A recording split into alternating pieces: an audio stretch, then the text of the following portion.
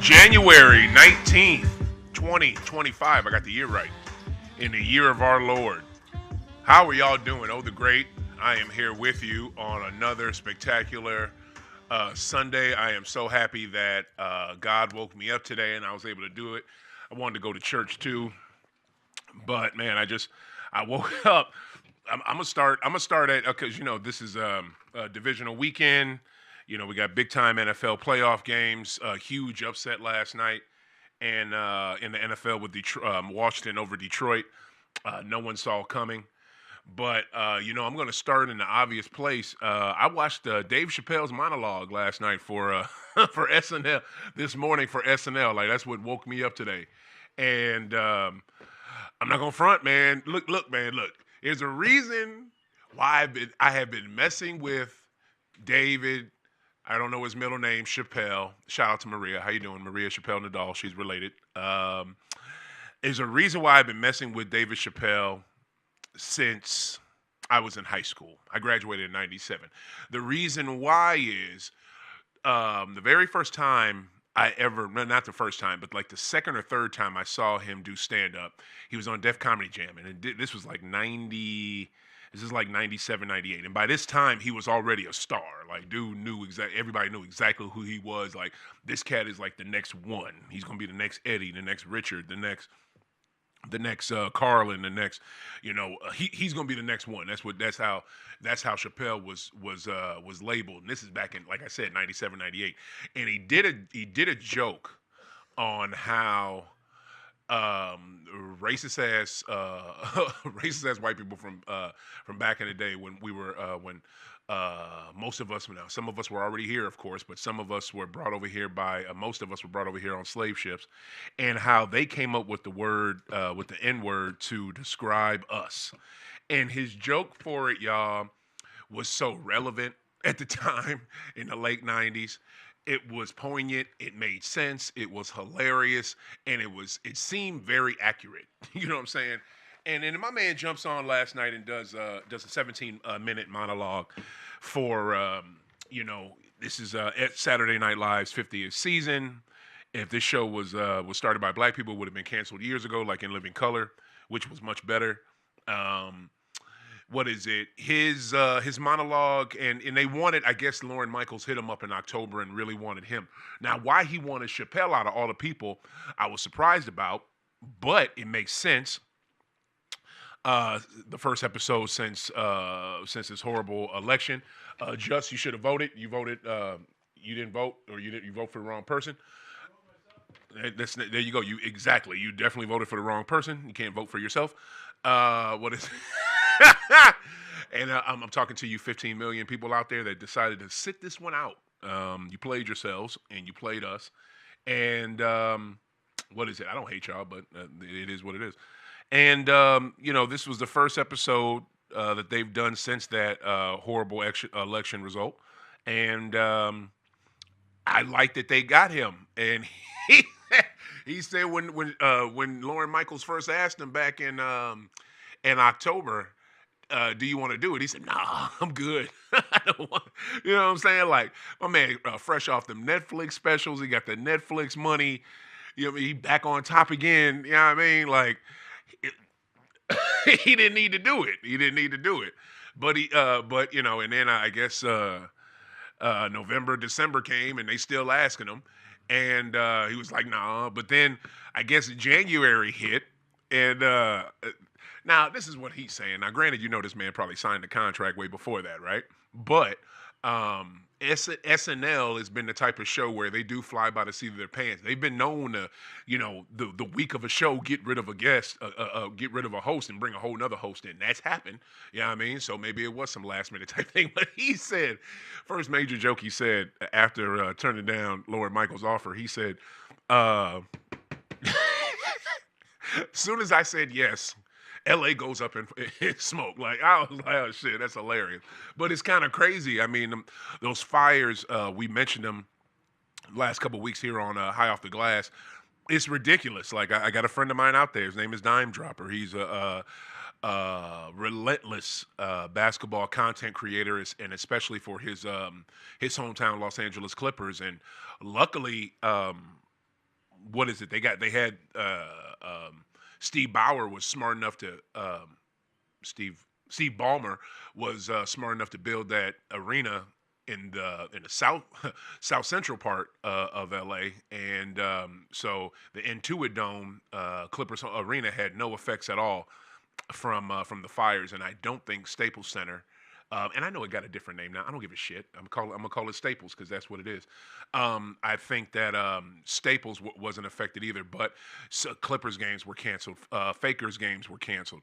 Um, that reverberated through the NBA too, because like 9 other games, and then Atlanta had to cancel a game last week, or was it earlier this week? I think it was last week because the ice that they had down there. They had severe ice in the Atlanta area, and Atlanta's probably not prepared for it. The people are out there kicking it.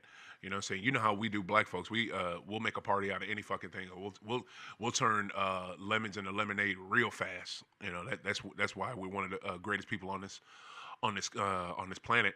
But Chappelle does it, and then LA bursts in flames. And I'm just praying for those people out there. I think they have the fires almost 100% contained by now. I pray that it is. And Dime, if you hear this, like I said, bruh, like I said last week, whatever you need, holler at me. For real. Shoot, my man trying to get his jersey collection back up. I'm gonna send loot. You know what I'm saying? Whatever I can do, I'm gonna try to do to help this man. But it's just hearing Chappelle go through that monologue. It was just great. Classic zingers, classic jokes. Hate poor people hating on some rich people that lost stuff.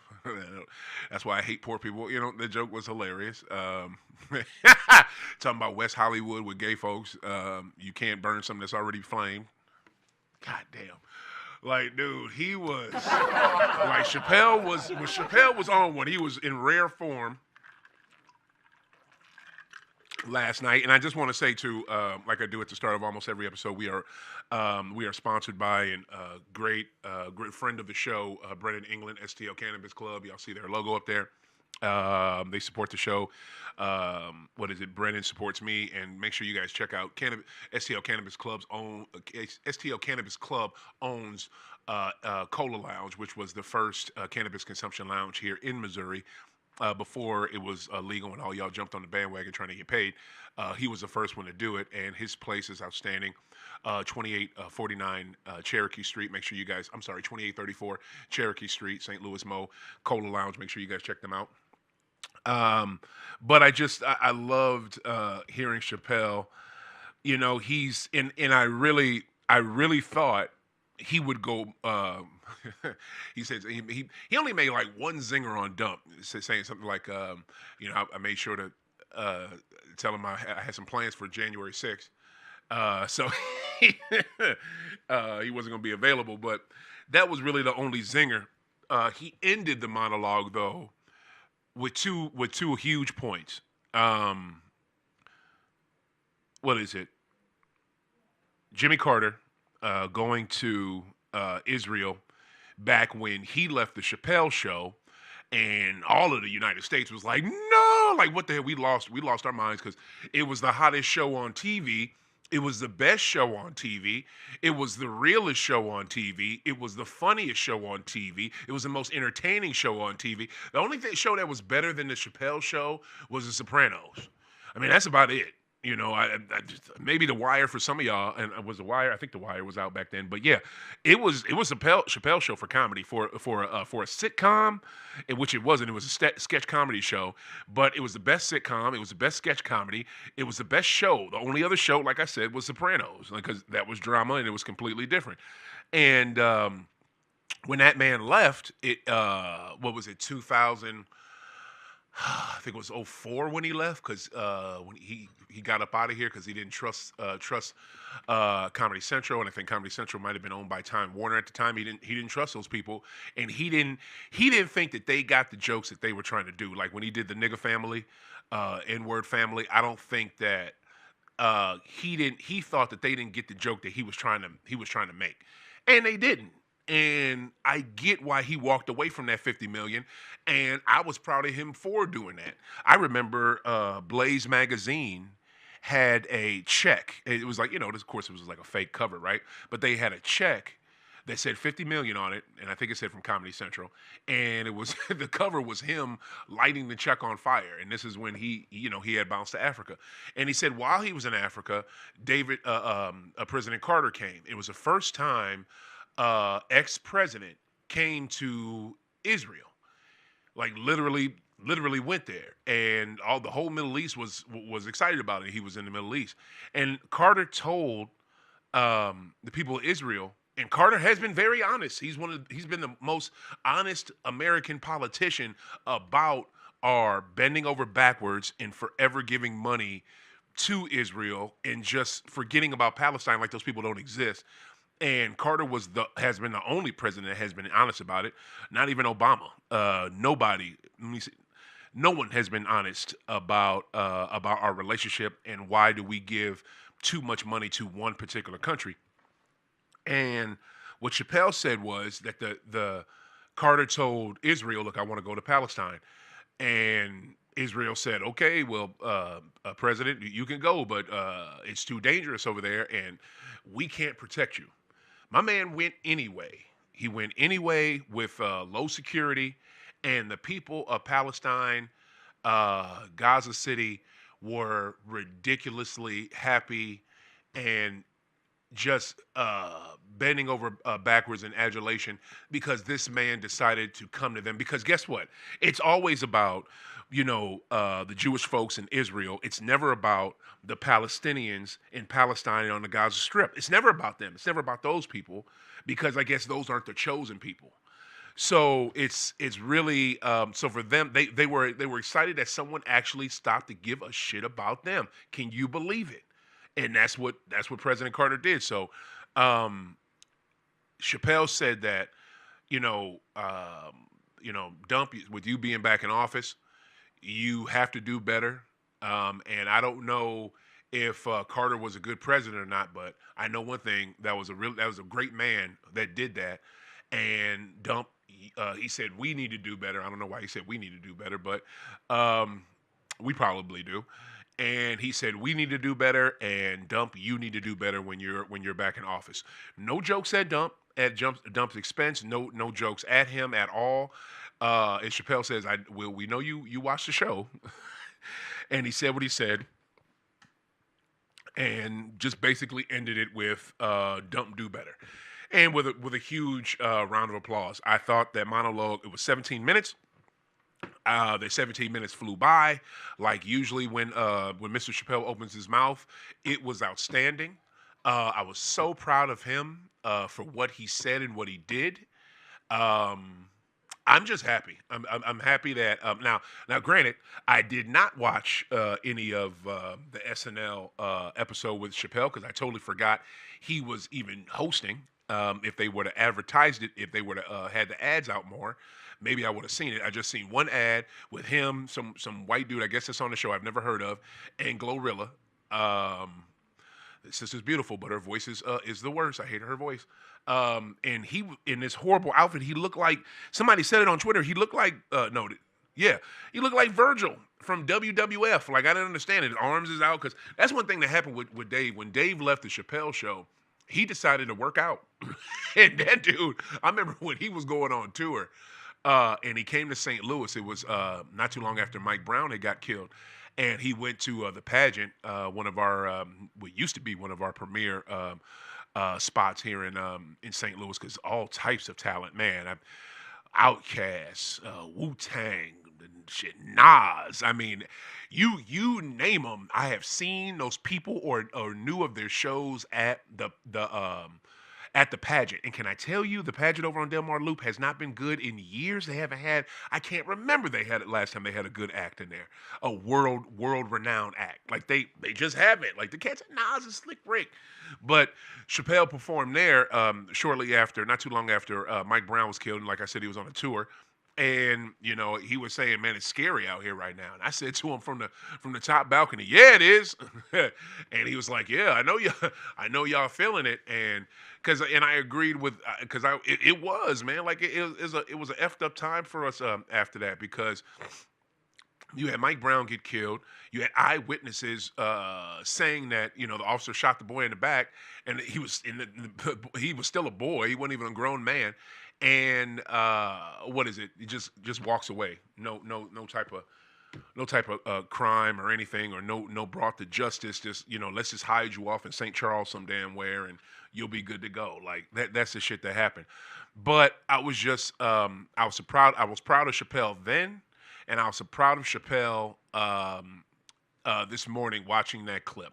And I'm just glad that Dave, because it was very disturbing seeing some crypto ball thing that that Dump put together his with his megites with his maggots, mega maggots and shit, and they put some crypto ball together, and you see Rick Ross. Now Rick Ross, right? I see him at this thing. Rick Ross. I don't look at Rick Ross like he pro-black. I don't think Rick Ross is gonna stand up for any fucking thing. But when it's time to eat, you know what I mean. So I don't expect. I didn't seeing him at that thing. Okay, that kind of makes sense. But when Snoop was at it, and all the shit that Snoop has talked about Dump and shit, rightfully so, since Dump has come into power, for Snoop to be at that mug, I just, it's going to be really telling, and I pray to God it's only 4 years. I really do. But it's going to be really telling on how many people that you think are so pro-black, so down for the cause, so for other people, or are for this, that, and the third. And when some shit hits the fan, look what they do. Or not when the shit hits the fan, when a check comes their way, they already got millions of dollars, but they need more and shit. So, well, I could take this money and I can do so. I'm getting it from the devil, but I can do so much good. Man, any money from the devil is devil's money. You know what I'm saying? Any dirty money is dirty fucking money. I don't give a shit how much you try to launder it and wash it and rinse it and wash, rinse, repeat. Because people launder drug money all the time. Guess what? It's still drug money. It's still dirty money. It's still ill-gotten gains. So I don't give a shit. You know what I'm saying? So I really was disappointed with Snoop with that. He kind of let me down, but I pray he don't do anything like this again. But and Snoop has been everywhere. Snoop has been everywhere, from the Olympics to commercials to. It's only like 3 people that they get to sell stuff to people and into the black community. It's well, Luda's one of the. He's like the 4th now, but no, Luda just does State Farm. So basically, it's Kevin Hart, Shaq, and Snoop. Those are the 3 that they get when they want to sell stuff to America and/or the the black community. They get Kevin Hart, Shaq, or Snoop. Those are the 3 salesmen. Them cats will sell any damn thing. If you pay them well enough, they will sell you snake oil. They don't give a shit. And I get it, but when you start doing stuff like that and taking this fool's money, I can't really respect you or mess with it. But I was so proud of Dave for doing that, and I just want to say he have y'all seen the skit where they got the lineup of girls, right, and they got the balloon and they pop, and the guy walks up, and then they will either keep the balloon filled with air or pop it if they don't want dude, right? And man, they did that skit. I saw this on Twitter. They did that skit with the pimp character that the 2 pimps,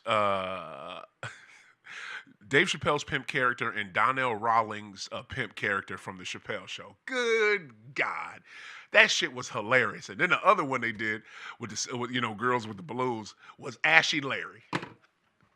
Fuck, dude. I don't give a shit what nobody says, yo. Like, Ashy Larry is one of the funniest characters in comedic history. I don't give a damn where you from, where you grew up at, what you know, what you know about comedy, what you don't know. When you watch Ashy fucking Larry, I mean, them shit. They perfect. They perfect. And that bit was outstanding. So I get this is what I'm gonna do, right? Just because I mess with Chappelle tough, and that's been my boy, like I said, since '96, since before Half Baked. I'm gonna go and find that SNL episode it's probably on YouTube or whatever, and watch the whole thing in its entirety. And I'm looking forward to it because Dave Chappelle is the shit, and We may not get another special for a while. And so I'm gonna watch that. That skit with Ashley Larry and the two pimps. Oh my God! Rest in peace, Patrice O'Neal, and rest in peace, Charlie Murphy. Because if y'all remember that bit on Chappelle's show, two comedic, comic and one comedic actor that is no longer here anymore. Patrice O'Neal and Charlie Murphy were both in that skit, and they both crushed.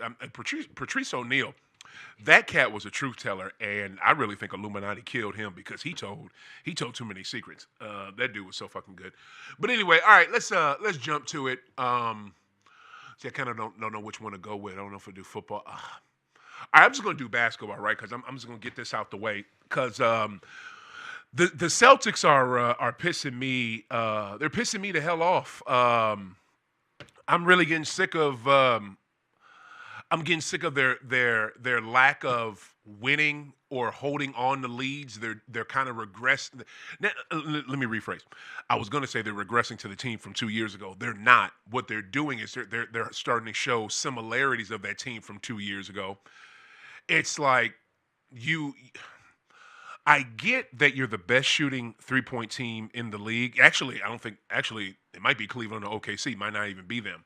But you have the best 3-point shooters in the league on your team. You have, at least got five of them, five cats that can drain threes like it ain't shit, and probably no, really six. And just because you can do it doesn't mean you should. They start off the Atlanta game by just jacking up threes. JT takes a three. I think JB takes a three. Pritchard takes a three. Now, out of those three players, I think two of them hit, or one of them hit. I know, JT made his. That's 1 3. And the thing that upsets me about it, it's not like y'all can't go to the cup because JT can get to the cup at will. At will, he can get to the cup. Is it easier to take threes all game? Yeah, yeah, it just is. It's easier for dude to take threes because, like Chuck has said, and this is common sense. If you ever play basketball, one 3-point line to the other 3-point line, when you're playing full court ball, is not that far a distance. It's really not. Now, from baseline to baseline, that's a whole nother deal. And from paint to paint, that's not as far as baseline to baseline, but from one side of the paint to the other side of the court where the paint is, that is a significant distance, and that's a lot more steps than taking threes. So I just, man, y'all got to do it because Peyton Pritchard, undersized guard in the NBA, is one of the best 3-point shooters we have, probably, and in the NBA. And plus, he's leading votes right now. He's the leading candidate to be Sixth Man of the Year, which he deserves, by the way. And this cat will I seen him will do a layup, and I mean not a post up, but will dribble around you and throw up a layup on a center, on a power forward, and make it. He for an undersized white boy, he is extremely strong, so, and that's why he's still in this league. And shout out to Brad Stevens for drafting him. Actually, that might have been that was shout out to Danny Ainge for drafting him. But all I'm saying is just why don't y'all go to the cup more? Because you can. You just lose. What is it? You barely beat the Pelicans, and that was after a road trip where the only team you really beat on that road trip was Denver. You lost it. You lost a big time game to OKC. You lost a game before that to Cleveland. It's almost like the best teams in the league right now, the Celtics are struggling with. And Atlanta Hawks, who they played last night, that's not one of the best teams in the league. But Atlanta is quick. They're smart. They can shoot and they can score, and they're young. And it kind of seems like they give a lot of teams trouble, and they give Boston trouble. Now a team that used to do that with them is Orlando. But Orlando is missing some people. They just got Pablo back. Paulo Banchero. He's not 100% yet, so that's why I think, and they're missing the other Wagner brother. They need Franz because they're not going to win without Franz. Both Wagner boys and and Apollo and Cole Anthony has to be on one, which he was because he was playing his ass off the other night against Boston. It's just they were able to beat that quicker and younger team. Why can't you do it with Atlanta? And a game was in Boston. So, and you would think you would want to. This is the team that basically kept you out of the NBA Cup finals because you lost to them and you cannot lose games when you have those NBA Cup games at the start of the season. And it's good that they do it at the start of the season because if it was in the middle of the season or around this time, well, this is kind of the middle. People would be too tired to do it. So you do it at the start when everybody's fresh. Also, too, you're trying to get more eyeballs on the start of the regular season. I didn't like it, but it's worked. Okay, this season was a little bit of a regression with that. Not as many people were into it like they were last season. Hopefully, next season it can get back to where it was in an inaugural year. But I figured they would have a payback for these cats and just want to beat their ass. And like we have to avenge this loss that we just took from y'all, and they don't do it. They lose in overtime. I did not watch the whole game. The parts I did watch, Boston looked good, and it's baffling to me how sometimes, in these games they can still have. Like I thought we were done with that after last season. Like y'all were done being those let's get a 20-point lead and then squander it type teams. I thought they were done with that, but it seems like they're not. So it is what it is. I'm highly upset about it. I hope that they can have a bounce back. I'm not sure. Shit, I can't even look up. I'm not sure when their next game is. I think they play Monday. But I'm just no, they probably play Tuesday. Let's see if I can look it up real quick. Let's see if I can. Okay, so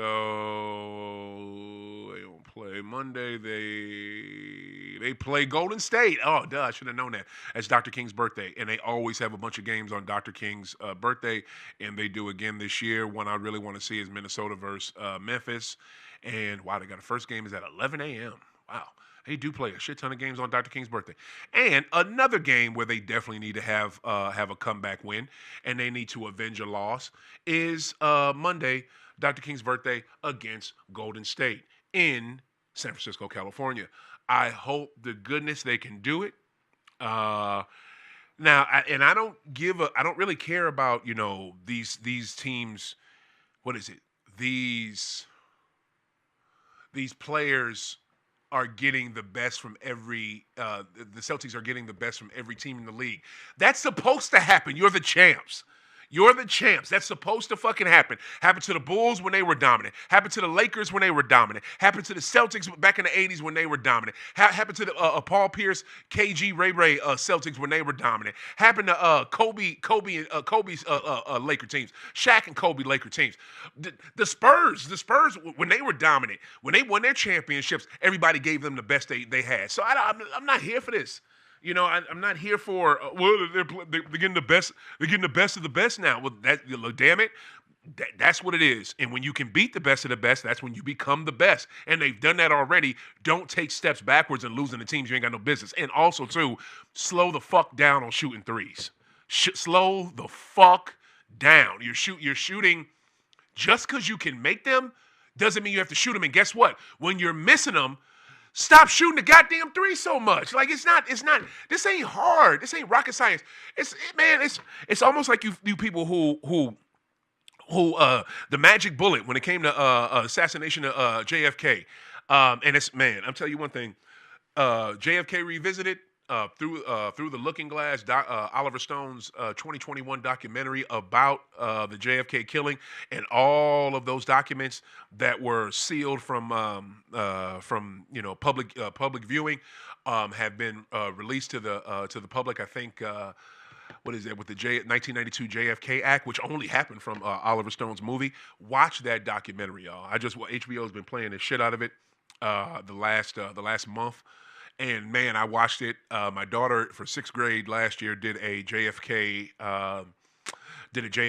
like storyboard, his assassination and kind of what led his life and stuff like that. And she watched it and and this girl ain't nothing but 12 about to be 13 and she was intrigued. So if a 12-year-old could watch it and like it, I think y'all will too. So you definitely should watch it. Just look at, you have to see the type of things that our government will go to.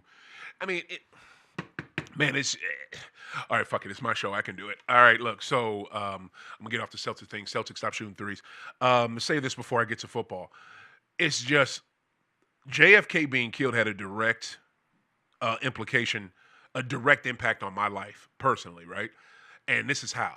And I never thought this. I should have known this if I listened more to what JFK said and knew more about him when he was alive. He refused to be involved in the Vietnam War, right? He did not want to be involved in that war. He did not want U.S.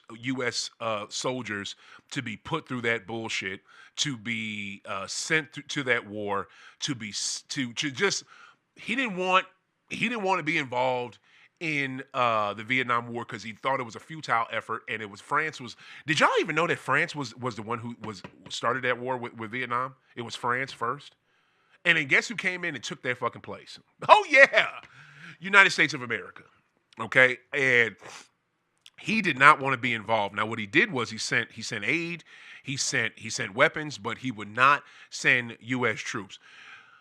Right after he was killed, LBJ, Lyndon B. Johnson, who, was supposedly a good president, but I just think he did the bidding of our military, and I don't like this man, and I can see why he ran off to his ranch in Texas after his one little funky term that he only got because they killed Kennedy. This dude sent us right to the Vietnam War sends us right there.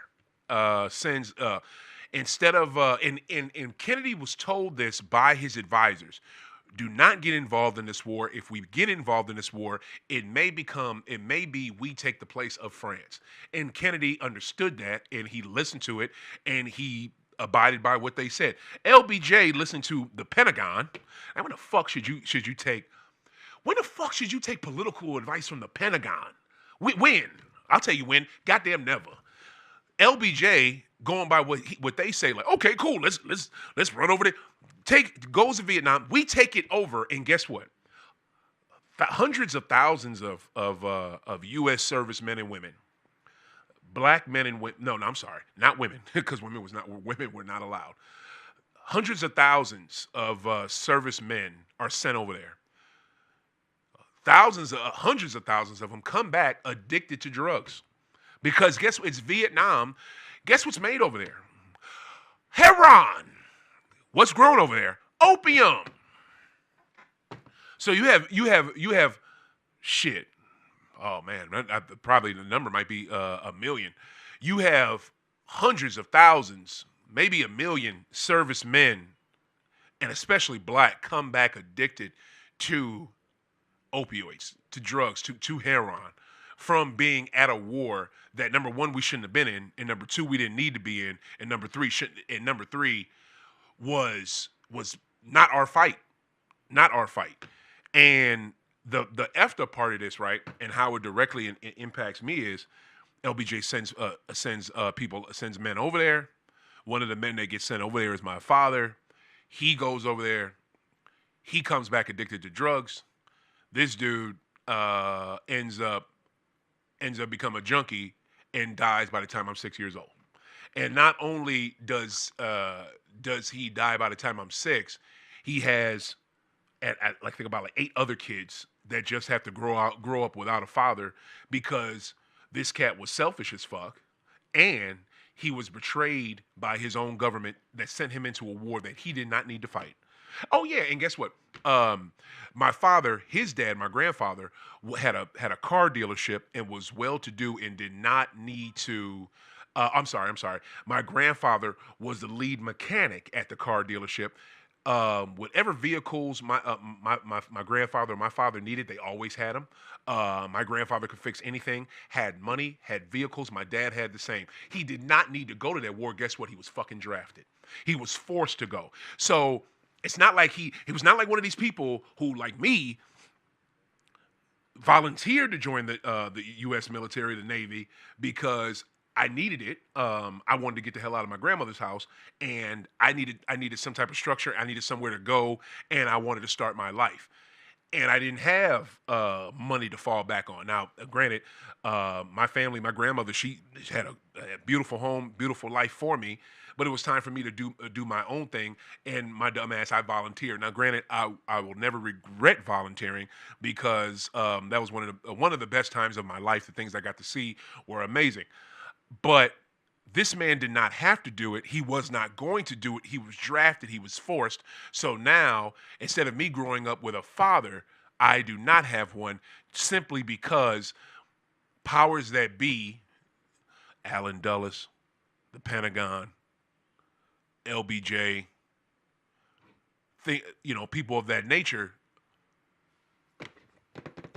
they send us into they make a whole bunch of young men in this country fight a war that they don't have no business fighting. So, in that being said, I fuck around and lose a dad behind it. But it's tragic. It's tragic and it's shitty. And it's the type of and when I watch that doc, I just think about like if you look at all the stuff that Kennedy was trying to do, normalize relations between Cuba, normalize peace with Russia, peace with China.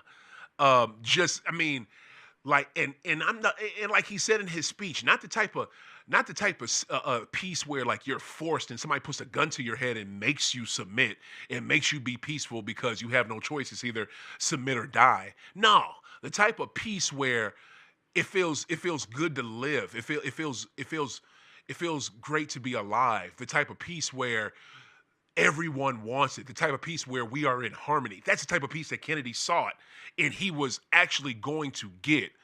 But then you know what happened November, Dallas 1963, they killed him. So it's just, watch that doc, y'all. It is really good. I was taken aback by it when I was watching it earlier this week. I haven't finished it yet. I watched damn near the whole thing. It's narrated by Donald Sutherland, rest in peace, and Whoopi Goldberg. They do an excellent job with it. And it's thank you, Oliver Stone. You nailed it yet again. All right, so here we go. Philly versus the Lambs. They're playing right now. Just because, you know what, I want to know. So I'm going to give y'all the score real quick. Philly is up 7-13. I love it. Hopefully, Philly is up 7-13. Hopefully, Philly can continue winning this game. Supposedly, it is supposed to be an inch of snow every hour during the game. They're legitimately supposed to get an inch of snow. So I look forward to seeing that and seeing the Lambs. Good luck. Y'all think y'all can play in cold weather? Good luck, because I know you can't. So I'm really looking forward to that. I want to see Philly advance. And the really reason why I want to see Philly advance is this. I can't stand the Lambs. I can't stand Stan Kroenke. Stan Kroenke is a piece of shit. I was at Privilege 2 last night. My boy Duran, is his second bar that he's open. Is it second? Third bar that he's open. And a fuck the Rams chant broke out when this one Lambs fan with fully decked out was leaving. And this is the thing, right? That is so that I don't get with these Lambs fans here in St. Louis, right? Y'all act like we have no reason to hate the Lambs, and there's no reason to dislike them, or they're not here anymore. Okay, they're not here anymore, and it's not the fact that they just up and left, because that alone is fucked up, and that's enough reason to not fuck with a team. Okay, but the fact that that Stan Kroenke had to shit on St. Louis to do it is extra fucked up. And this is the part that nobody talks about too, with the Lambs leaving. When Georgia Frontier's kids wanted to sell the Lambs, there was this guy. His name was Shahid Khan. He graduated from University of Illinois. He has ties to Illinois, Southern Illinois, and he wanted to buy the team. The sports writers here, Bernie, was it Bernie Michaelis and Thomas. I forget that Thomas dude, the one who used to write for the Post Dispatch, always talking about football. And a bunch of the sports writers here, all of them shitted on Khan trying to buy the team because they just knew if Khan bought the team, he was going to move the team. Since that happened, let me tell you what happened. Khan bought the Jacksonville Jaguars. The Jacksonville Jaguars have been in the same place that they were before he bought them, and since he has not hinted on moving that team. That team has been shitty. It has been atrocious.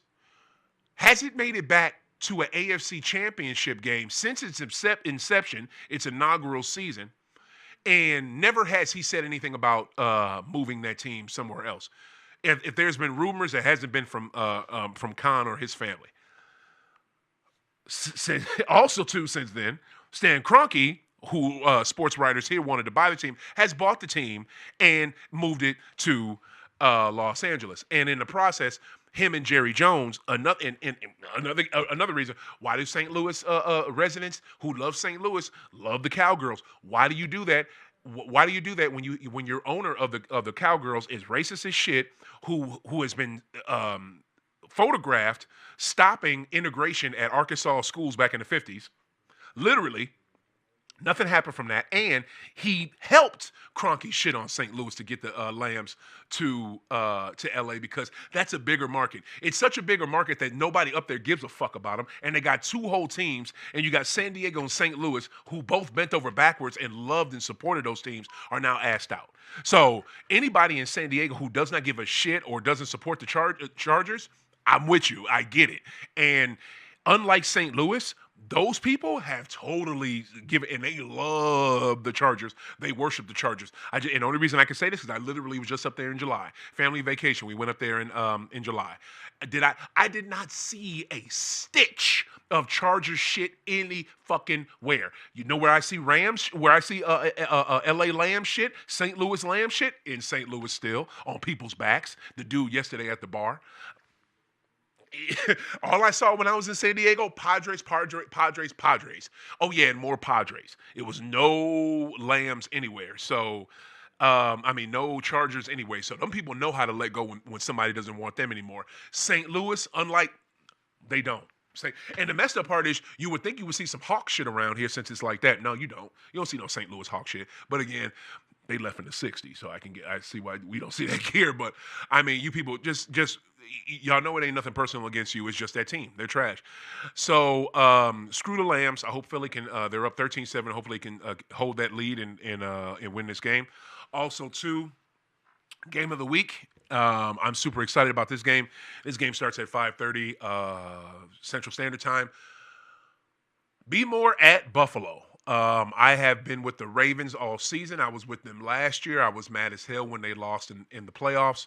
I think they lost I believe they lost in the AFC Championship game to Kansas City.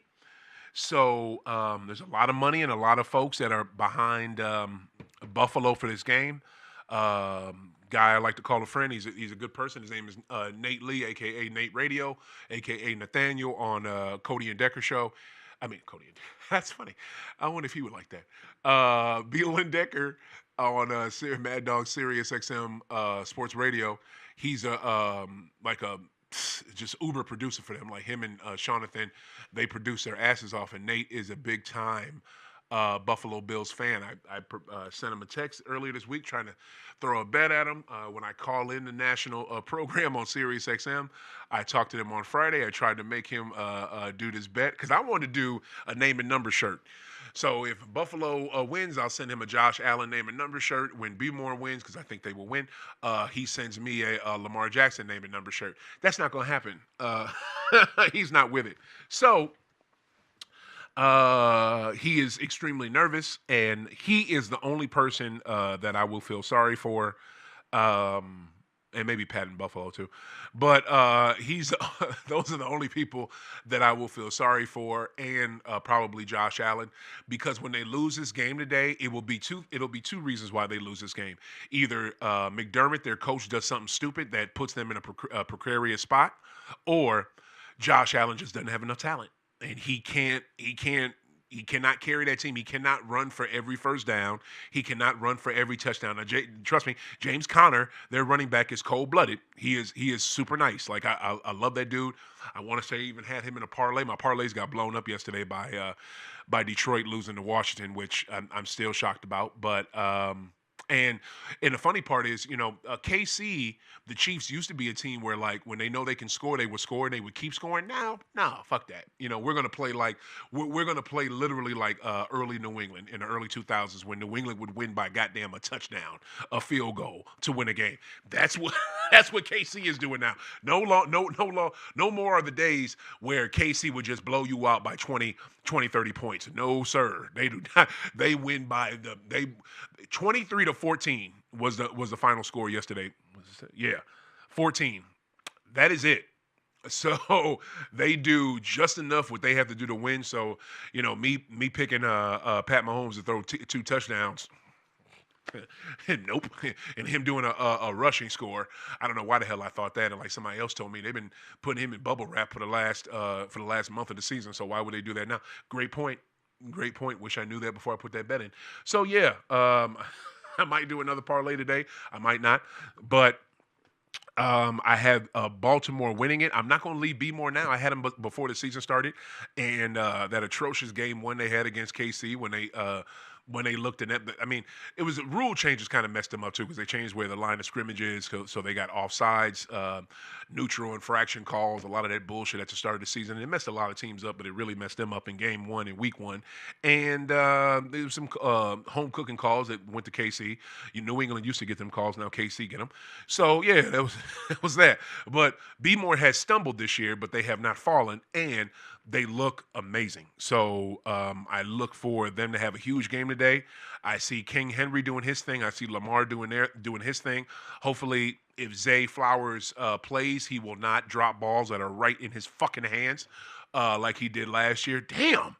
I swear to, if he does it again today, he's Butterfingers. Like, that is legit what he is. He's butter fucking fingers. But I see Bmore doing their thing and them actually winning, and I'm proud of them for holding on and do. I mean, they got besides their head coach, they got a black ass coaching staff. They got a super black coaching staff. So I love them. I want to see Bmore do things. Yes, I'm rooting for everyone that is black. It is just simply harder for us than other folks. So yeah, when we do stuff, when we succeed, we all succeed. And also too, I am not one track minded. I am not just for one race of people, my own, and that's it. I am not like that. There are people like that are out there, and there's a bunch of them I can name. There's a big time celebrity that's like that. I am not like that. I am for all people, but I'm for my people first. So that's how that is. Also too. And that's because it's unfair. When shit starts to be more fair in this world and in this country for people that look like me, then it won't be like that anymore. But super props to Washington Commanders. I hate your name. I think the Commanders is a dumbass name. Washington Commies nickname, I don't like that either. I think the name on jerseys looks stupid. I actually love the Washington football team. I thought that was the best name. But for you guys to go into Michigan and beat the Detroit Lions, who almost everybody had in that damn Super Bowl. I wasn't sure if they were good enough to go. I didn't think they would get out of the NFC, but I thought for sure they would win that game yesterday, and damn, they didn't. And that defense, I mean, Goff played like Goff. Like, we want to act like Jared Goff is, this amazing dude and this, that, and the third, and whoop-de-whoop, and he's such a great quarterback. Like, this dude, he will turn into a pumpkin the moment it gets tough for him. He just will. That's the type of dude he is. So don't trip when it happens, and it happened yesterday. He gave up I don't know how many what is it?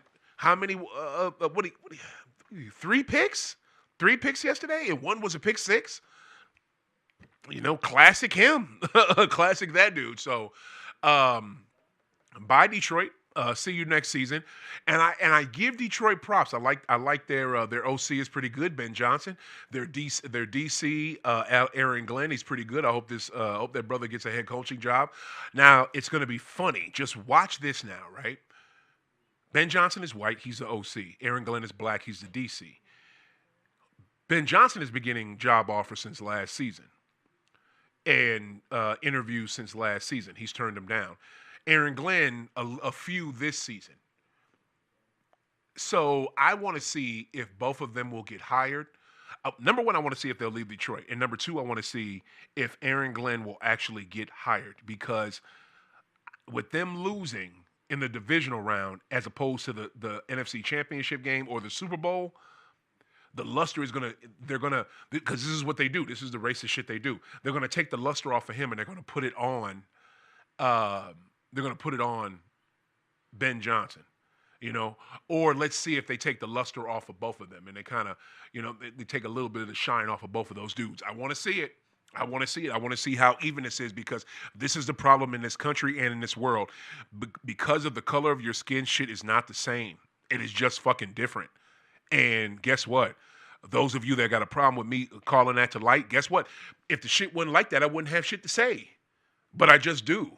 And that's what y'all mad about. And frankly, I don't give a fuck. So this was a good show. I like, you know what? Montega Rebel, he was on call today, so he had to do his job, which I totally understand.